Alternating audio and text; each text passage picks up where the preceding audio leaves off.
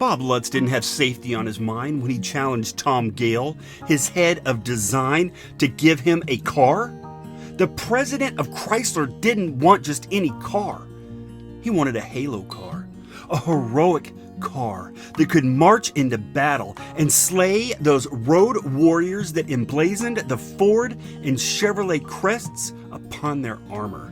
It was to be a powerful car, mating a 6-speed manual transmission to a fire-breathing 8.0 liter developed by Lamborghini V10 engine that spun the rear wheels without the safety net of a traction control system or even anti-lock brakes. The driver who dared to tame the beast and the unlucky occupant in the passenger seat found themselves void of the soft luxuries that were found even in the most basic forms of transportation. No air conditioning, no exterior door handles, side-mounted exhaust pipes that burn flesh, only a removable canvas top, and vinyl windows you couldn't roll down, but instead had to unzip. If the driver did attempt to set the coiled monster into action, he had better tighten his seatbelt, because airbags weren't even an option. Dick Winkles found himself spending a lot of time in Italy. As the chief power engineer on the project, he assisted with the design of the Chrysler-based LA engine, as Lamborghini extracted as much power as could be wrangled from the aluminum alloy V10. Owning Lamborghini meant Chrysler could take advantage of the supercar maker's legacy of creating ferocious, extravagant power plants that delivered on their promises.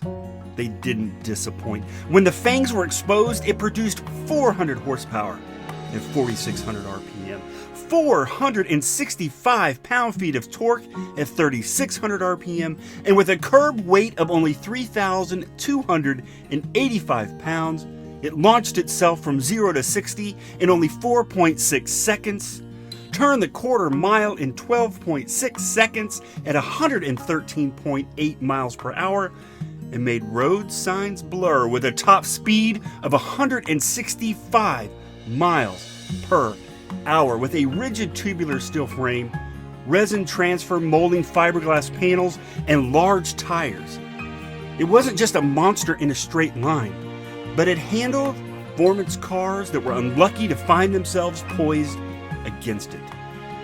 The driver would find their limits long before it did.